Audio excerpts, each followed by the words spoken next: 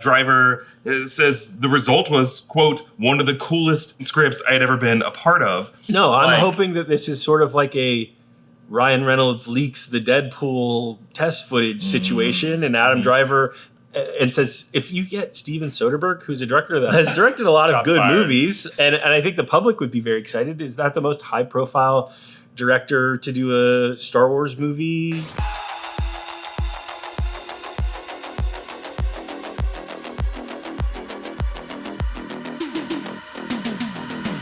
Welcome back to The Breakroom. Breaking news this week, perhaps one of the biggest stories that we have seen in Star Wars in a long time. There was apparently going to be an Adam Driver, Steven Soderbergh, Kylo Ren spin-off movie from the Star Wars sequel trilogy called The Hunt for Ben Solo. And that he said that he pitched this at some point after 2021 to both Lucasfilm and Disney. Lucasfilm was interested, Disney said no. And we're going to talk about what this movie would have been, how this would have changed the future of Star Wars, or rather the present of Star Wars. Would we have had something like this instead of a Mandalorian and Grogu movie where the guy from The Bear plays Jabba the Hutt's son? Who knows what life would have looked like? I'm Erik Voss, and joining me here on The Breakroom today is John Costa and new Rockstars supervising editor Joshua Hurd. Hey! You're our Road to the Hut, Josh. Thanks. I had Road to the Hut as my Slack picture for a while. You sure did, and it was terrifying. Yeah, I had to change it. I hated looking at it. So you guys probably know John. He's been a staple here on The Breakroom for quite some time. Joshua is in town. He is our lead editor. He normally lives in Nashville. But all of our stuff that you see on the New Rockstars channel, other channels, the Witching Hour, Joshua leads a team of very talented editors that also includes Abby and Brian and various other freelance editors that are amazing.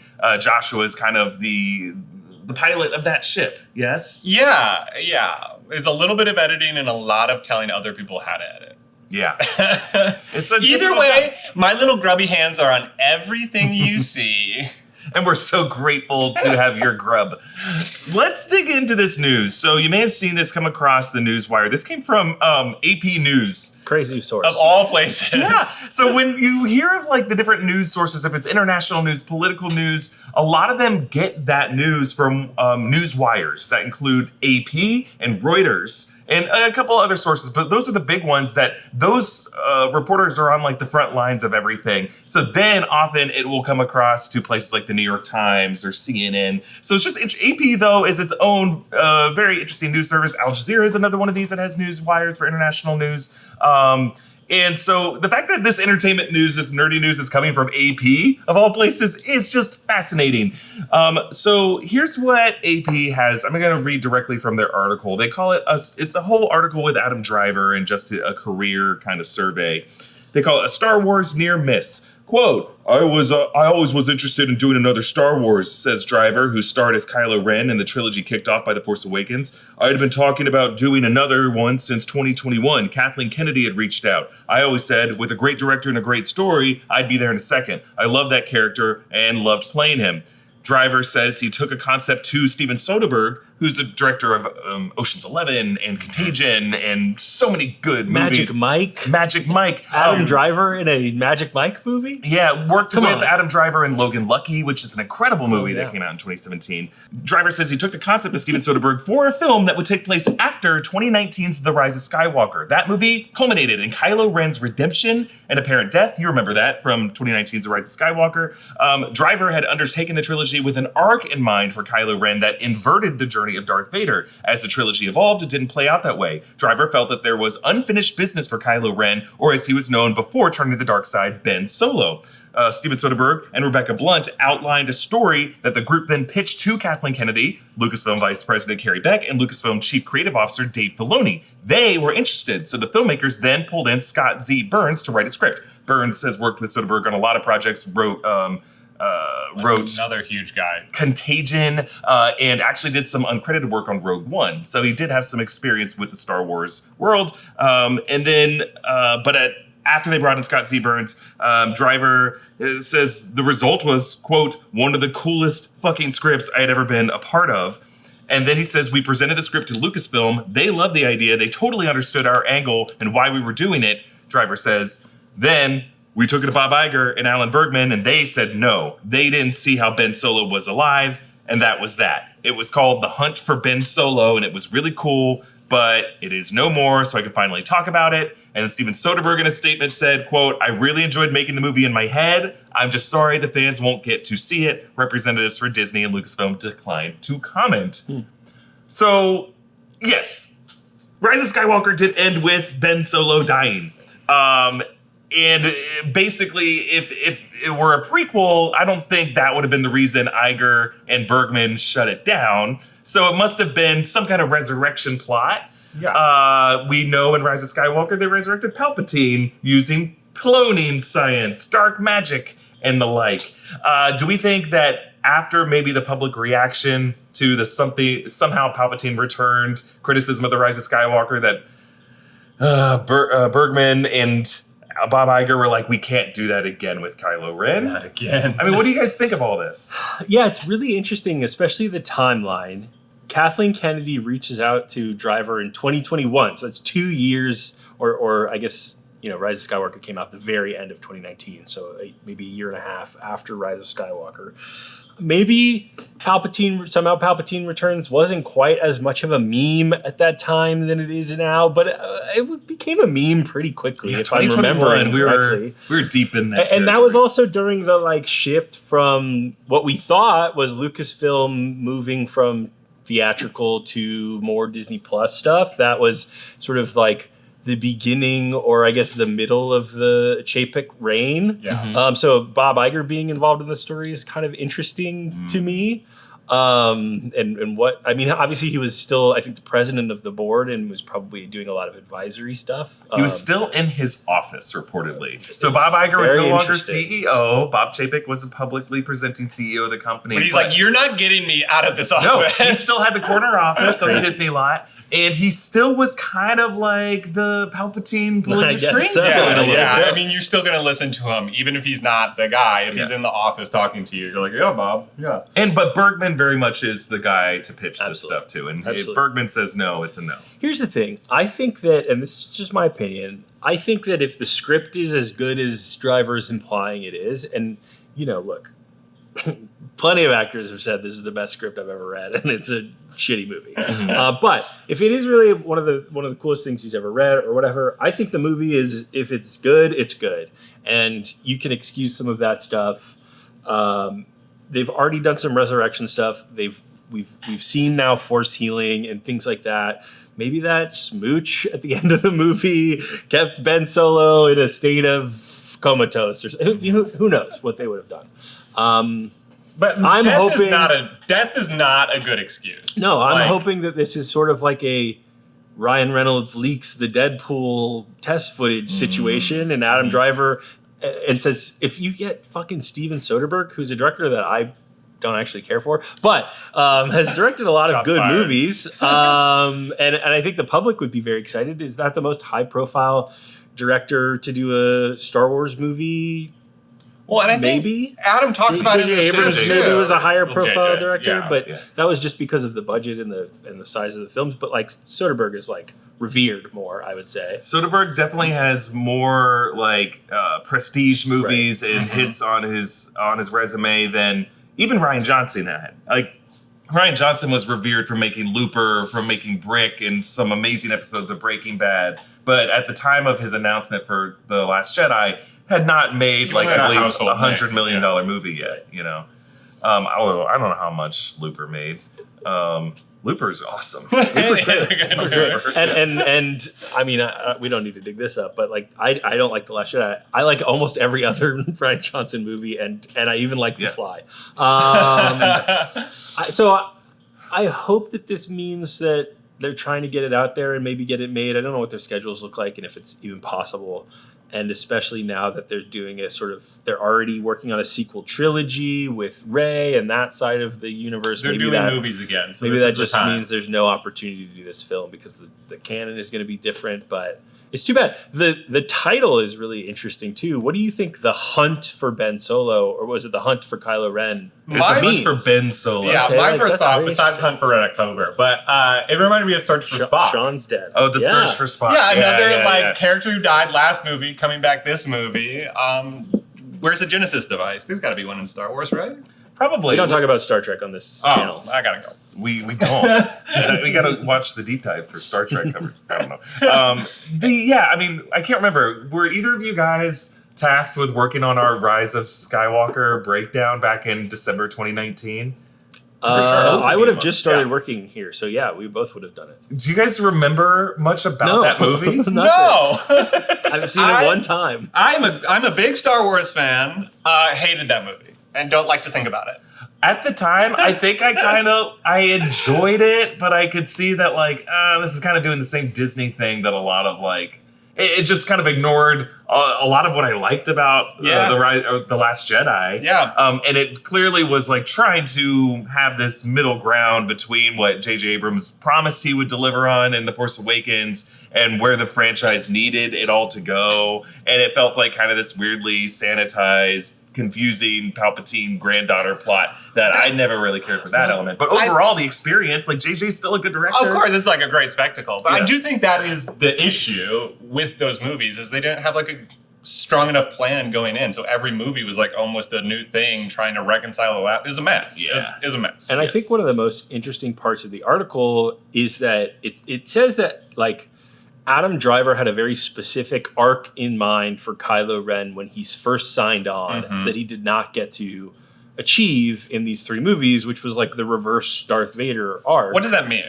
Going from an evil guy to a good guy. Well, I mean, I guess it's good. Vader redeems himself at the end. It's good, and Kylo was good, evil, good. How do you reverse that? I think he wanted to go from a dark side user to a light side user or something but not die as soon as you do it like Darth Vader did? Sure. If it's a reversal of Darth Vader was the redemption arc, right? He became Anakin by the end of it, so it's kind of you would think, based off the way The Last Jedi ended, I remember thinking he's going to be a real rotten piece of shit in the next one. And then they softened him. Yeah. And they gave him a smooch at the end. they took all of his clothes off. But what was that in The Last Jedi? That was in The Last Jedi. Can't forget that. That movie I'm okay with. Yeah, so I don't really know what that means. And I don't know if Adam Driver, when he gave this quote, really knows what that means. How good the script is. Because the hunt for Ben Solo even sounds like a redemption story. You're trying to find the son of Han that still exists somewhere in there. And that could be more metaphoric than literal. Yeah. Because if it is a Ben Solo starring project, but you're looking for him, that doesn't quite make sense either. Yeah, I don't know. It's really interesting. And I think it's too bad. I would like to have seen this movie. I think that one of the things J.J. Abrams did really, really well, and I don't know, people might disagree with me on this. I think that movie, that The Force Awakens, was cast perfectly. So every single person, even Daisy Ridley, who was a complete unknown at the time, was fantastic. John Boyega obviously had done Attack the Block, but he was still relatively unknown. I thought the cast was great. Adam Driver was doing weird shit in Girls, and then now he's one of our best character actors. So getting better stories out of those great actors, and I think that their storylines potential was set up really well in The Force Awakens. I would like to see that, and I know that people are not looking forward to more stuff with Rey, but I am looking forward to those movies. I think they could be fun. One of our sponsors today is Skims. Skims recently started making underwear for men, and I figured I'd try it out. They're ridiculously comfortable. Okay, truly, I always thought of underwear as just being functional, something you have to wear. I had never really experienced it to be super comfortable. My bar for good underwear was just, not painful, not distracting. Then I got a few pairs of the stretch boxer briefs. Look at these things right there. This is in kind of a nice light blue. We got them in gray. We get the boxer briefs from Skims, and they're truly some of the most comfortable underwear I've ever worn. They're lightweight and sleek.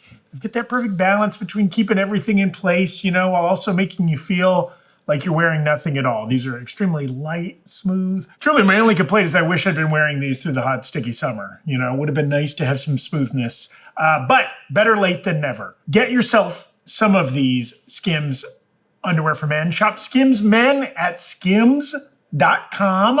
Let them know we sent you. After you place your order, select podcast in the survey and select our show, The Breakroom, in the drop-down menu that follows. Again, that's Skims, SKIMS.com. Yeah, I mean, looking ahead to what we know for Star Wars, like what they have in their slate, for the first time since The Rise of Skywalker this May, we're going to have a new Star Wars movie in theaters, The Mandalorian and Grogu. The trailers out there, kind of some mixed responses. It felt like an expanded version of an episode of The Mandalorian or the Book of Boba Fett with a higher budget on what was already mostly a very high budgeted series.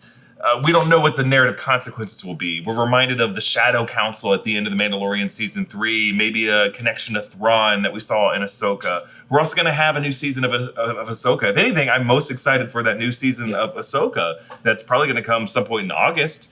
And then we're going to have Starfighter, which really does feel like a reset. That's coming in May of 2027 with Ryan Gosling. Or I guess we have two images now. The one where they're on the pontoon boat looks so fun. It does. I'm excited for that. To shoot on the open water sounds really fun. It is Sean Levy doing it, so that's something we gotta hope for the best on. Yeah, we don't know which way that's gonna fall.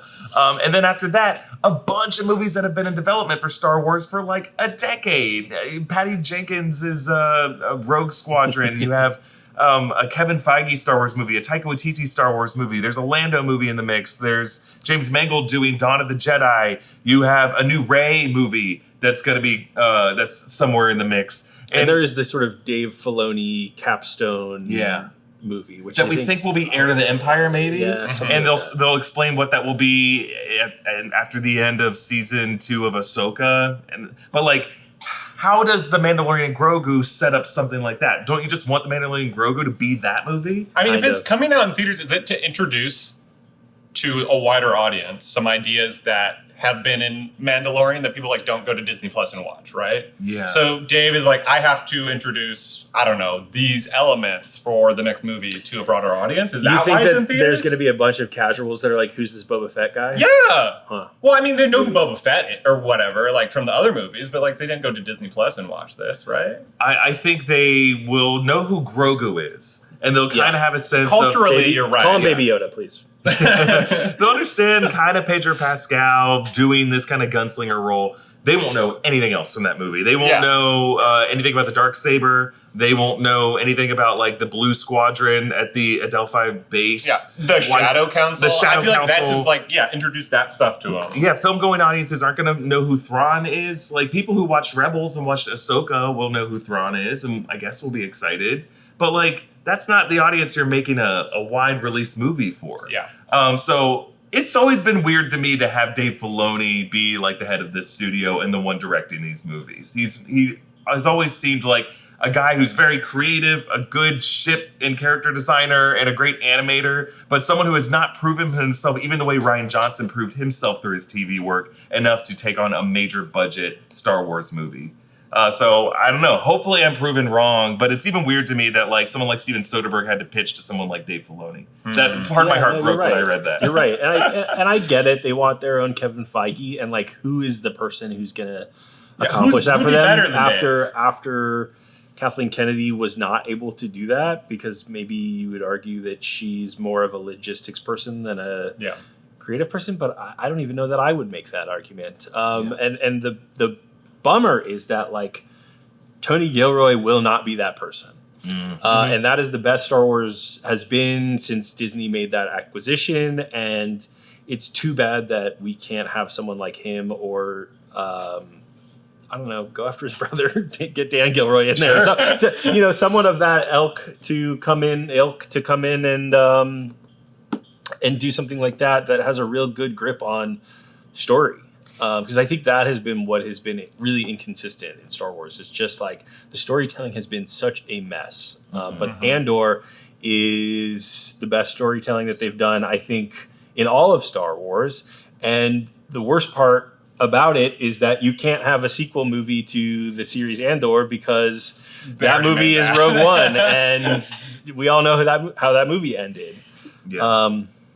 But that's what I would want to see is like some kind of, in the middle of the original trilogy, something where you don't feel like you have to go back to these characters whose actors are so old now. But like that's its own mess as well. But I want a continuation of Andor with some of the characters that are not, Cassian and have not died. But I don't think that they can do that. I mean, there are more rebellion stories you can tell, right? Like around the Empire era, right? They're kind of... I feel like they're telling all those stories in these various tales of the Jedi, tales of the Empire, seasons of... Clone Wars we're done with, but the Bad Batch was kind of and that. There is Rebels. And, it's always, even the sequel trilogy was the Resistance now. I again, which makes me so excited for Starfighter. Starfighter, who the fuck knows what Starfighter's going to be, but probably not a story of a rebel versus an empire. Either way, last time I didn't know something, Andor, who knew what to expect for that? That was awesome. So now I'm like, I don't know what Starfighter is. I'm excited because Andor was awesome. That's where my brain is. And maybe that's what you do for Tony Gilroy is you just say we'll give you $15 million and do something post Rise of Skywalker, post, the current timeline. Because, he is admittedly not really a Star Wars fan and came in and did an incredible job because he knew what story he wanted to tell. Great. Well, I think that's why people what story like do you want to tell next? Dave Filoni is a Star Wars fan. And I think that's why he's like the Kevin Feige. Is everybody made a big deal about Kevin Feige being a comics fan. And that's why he's so good at Marvel. Dave Filoni is a Star Wars fan, Well, I don't know. I think Kevin Feige is even misunderstood sometimes. What made Kevin Feige so successful, I think, at Marvel were a lot of things, but the guy didn't grow up reading comics or worshiping at the altar of people like Stan Lee or Jack Kirby. He loved watching Richard Donner's Superman and Star Trek: The Next Generation. He was that kind of nerd. He worshipped the Donners and worked for the Donner production company. So, what made him the guy in 2006 when they were going to Merrill Lynch to get that $500 million investment to make Iron Man, it's the fact that his name was on the X-Men trilogy at the time, at the Sam Raimi trilogy. Kevin Feige's name was in all of those. A Fantastic Four movie that honestly did okay, enough to get a sequel. Tim Story's first one was successful. And these Daredevil movies, he was just the guy you kind of had to go to if you wanted to make a Marvel movie. And so he had the confidence of the industry. And this is before even Disney was known. It was just Ike Perlmutter's company to make toys and publish comics. And also license our movies out to other studios like New Line. Kevin Feige was there with Avi Arad to make all those deals. So then Kevin Feige was the front man and the pitch man to Merrill Lynch. And then he forged this good relationship with Jon Favreau and Joss Whedon and these other directors. And Dave Filoni's not that kind of guy. Dave Filoni was an animator who did worship at the altar of George Lucas. And that made him someone who cares a lot about the lore and understands the audience and understands how to communicate something to the Star Wars diehards, but not someone who has made $100 million movie ever in his life. And I think that is the interesting thing about Dave, right? He has the diehards, right? He, I think, benefits from two things. One is I do think he did a pretty good job filling in some of the blanks that George Lucas left in the sequel trilogy. And fans were appreciative that we made some moments that were not looked on so favorably from that trilogy into cooler moments or justified them in ways that were interesting. I'll give him credit for that. And I think the other thing that really worked for him was that the sequel trilogy has grown in appreciation over the last 10 or 15 years, mostly because of people of our generation or probably a little bit younger than us who grew up with those movies and loved them at the time because they are kids' movies and they were made for kids, just like the original trilogy was. Fight me. And so I think that those people are becoming adults and are still sort of nostalgic for those movies. So I think that really worked in Dave Filoni's favor. But what he has not done successfully, I don't think, is gotten the general audience. Yeah. And so that's a big concern. Is how can you take what you've done in the Star Wars universe and translate that to my sister and my mom who, have not watched the Book of Boba Fett. Today's episode of Breakroom is brought to you by Prize Picks. A lot of us here are football fans and have strong opinions on which players or teams are the strongest. And while it's great to be right around the water cooler, being right on Prize Picks can get you paid. Don't miss any of the excitement this season on Prize Picks, where it's good to be right. Prize Picks is simple to play. Just pick more or less on 2 to 6 player stat projections. If you get your picks right, you could cash in. Prize Picks is the only app that offers stacks, meaning you can pick the same player up to 3 times in the same lineup. Want to pick more on Josh Allen's pass yards, rush yards, and touchdowns because you're a member of the Bills Mafia? Now you can pick all of them in the same lineup, only on Prize Picks. Also, you can follow other Prize Picks players directly in the app and copy their lineups in one click. Whether it's a friend, a celebrity partner, or just someone whose picks you like. Hit the follow button and check out every lineup they create in the new feed tab on Prize Picks. Prize Picks offers Venmo, Apple Pay, MasterCard, and more for quick, safe, and secure deposits into your account this football season. Download the app today and use code BREAKROOM to get $50 in lineups after you play your first $5 lineup. That's code BREAKROOM to get $50 in lineups after you play your first $5 lineup. Prize Picks, it's good to be right. Should we talk about some other creators, writers, directors who could fill that role as both, there's a lot of Star Wars directors who are kind of in the mix right now. People from, Sean Levy, James Mangold, people who have made big movies. I don't know if any of them are studio heads.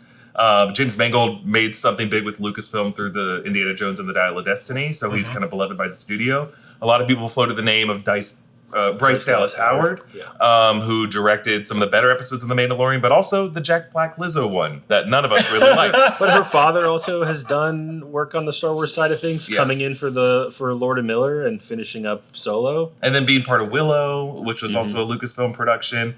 So he's kind of one of these historic names that's a legacy name with the studio. I think there's plenty of great Pixar directors who have done some live action work.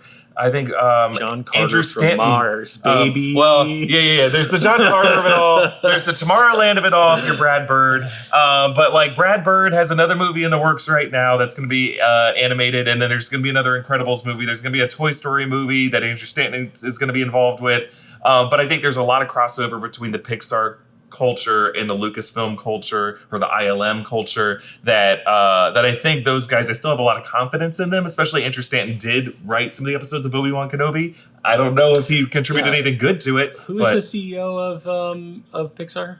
Currently you have Pete. It's not Doctor. Not Pete Docter. Pete Docter is not the president of Lucasfilm, but he's the chief creative officer. But one of the and Jim Morris is the president of Lucasfilm. One of the heads of Pixar came from Lucas. Well, I guess Pixar spun off of ILM, right? Yeah, it did. It was a separate. Yeah, it was a company that worked with ILM and contracted them with them, and then started to make their own technology and their own shorts. Ed Catmull was the original creator of Pixar. To go back to your question. It's an interesting choice in a difficult situation. You can go the Kevin Feige model, which is you get the producer for these movies and try to build out a universe with a person who knows how to produce movies, or you go with the Warner Brothers DC Studios approach. Obviously, Peter Safran is also co-CEOs with James Gunn, but James Gunn is sort of leading the creative on the side, that side of things, and he is a writer and a director. I think that history will prove itself more favorably to hiring producers for these roles because directors are going to want to direct and write. And that is, so far it's working out for DC, but I think James Gunn's time is going to be, more and more hard to devote to producing movies. Or he's going to have to give up writing and directing. You're going to have to choose eventually. So I don't know how you choose a director, but I think, I agree. A Bryce Dallas Howard type makes sense to me, but she, I don't think has produced before. I think she's directed and, of course, acted. I'm not sure if she has producer credits. Maybe some executive producer credits, but probably not producing. So you'd have to look for a director that also has like a production company, like a Jordan Peele, who is, I mean, not him specifically, but he produces movies as well as, writes and directs them. Ryan Coogler is someone who Right. directs and writes and produces. Yeah. Coogler could be someone interesting, but I don't want to box in Coogler. I don't want him to be a studio head of one of these big nerdy IPs. Make cool original projects. Yeah, or like alternate. But, like I don't know. Damon Lindelof again is like someone I don't know about, but he has worked with Star Wars in the past. He wrote Tomorrowland, which wasn't a great movie, but like what an incredible job adapting IP with Watchmen. Obviously he had a great team of writers writing on that show, but like he is someone who I think has shown that he can take IP and really transform it into something that is additive and not just sort of like subservient to the original storytelling. Yeah. I'm curious to see what happens with Vision Quest. Terry Matalas is a really fun creator, and if that ends up like being the best Marvel show that's ever made, let's see what that guy can do with Star Wars. Because we know what he can do with Star Trek and make one of the best Star Trek storylines we've seen ever. Or at least The Search for Spock. yeah, he's that old. But I don't know. Hearing this makes me. If it was 2021, it's kind of like, why didn't they take swings on this while we were taking swings on like other things back in 2021? Yeah, that's the weird thing. And I think Adam Driver talked about how they were trying to make it like low budget too. So it's like it probably wouldn't be that big of a risk. Like, let them have fun. Maybe they weren't into fun back then though. Yeah, what were we hearing about in 2021? A lot of reports about new seasons of The Mandalorian. There were reports about an Ahsoka show because we had just come out of season 2 of The Mandalorian that like had ended with we had an Ahsoka appearance, we had a Luke Skywalker appearance. We were headed toward the Book of Boba Fett. It was Obi-Wan Kenobi was going to be coming out the following year.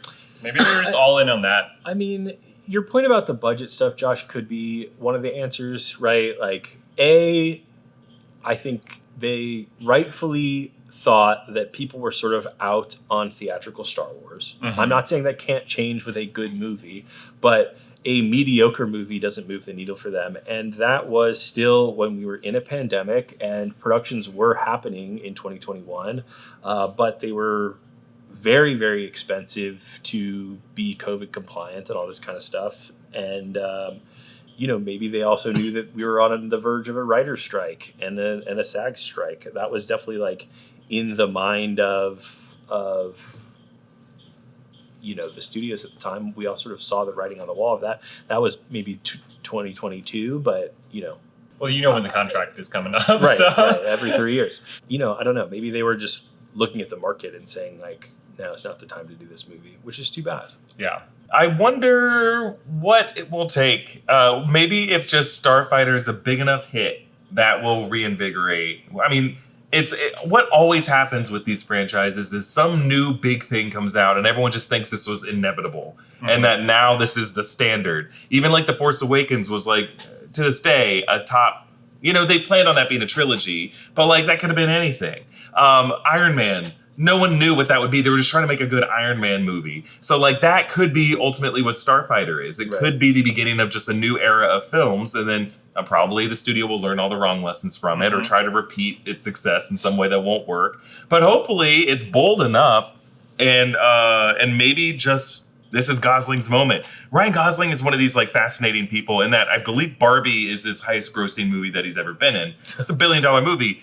Was it successful because of him or just because of the moment Barbie was? Before that, Ryan Gosling was a guy who just kept getting like starring roles and none of his movies made that much money. Like this is a guy in First Man, La La Land, Blade Runner 2049, Place Beyond the Pines, Lars and the Real Girl, right? Like these are all fine movies. How much money did The Notebook make? The Notebook up until Barbie, The Notebook was his highest grossing movie, sense. Which is crazy. So inflation-wise, maybe still? No, I think Barbie still beats it. Barbie made over $1 billion. So like now it increased his street cred, and you're seeing him in like Star Wars movies, and you're seeing him in the new Lord and Miller. Project Hail Mary. And it always rumored to be in a Nova movie or something like that. Or some role in some Marvel thing. But maybe Star Wars is like to Ryan Gosling what it was to Harrison Ford. You know, like this is just like a natural fit for the guy. So he'll be the president. Yeah, he's going to have a whole Jack Ryan kind of arc. Yeah. I mean, I would personally be disappointed by this, but, and again, like, I don't think Lucasfilm is looking for this person, but Sean Levy might be the person, just to continue to go back to that well, of like, someone who knows all aspects of production really well, can work on a budget, works well in franchises, say what you will about, you know, some of his films being maybe not as rewatchable as you would like or whatever, but his Stranger Things episodes, I think, are really strong.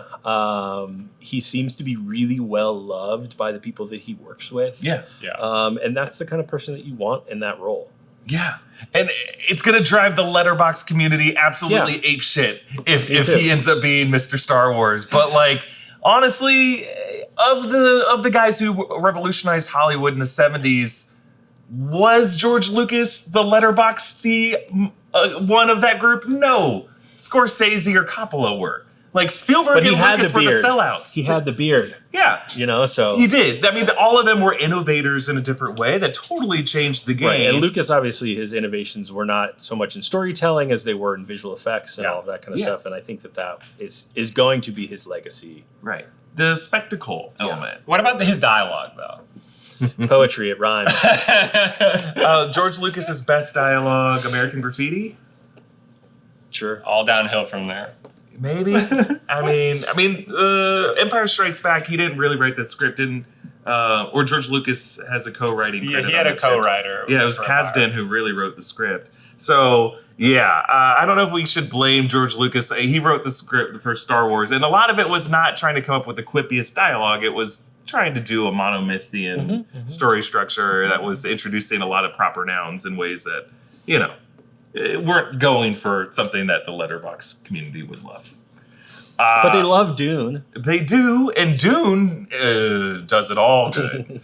So is Denis Villeneuve really the man we should be talking about? I mean, here's the thing. He's doing Bond next. I want a fucking original movie from Denis Villeneuve. I don't know why I felt the need to curse there. I really do want Denis Villeneuve. He's been doing franchises for a while now. When was his last original? Was it Sicario? I think it was Arrival. Arrival. But that was based on a short story. But you're right, like but it wasn't. Yeah, one that like a franchise.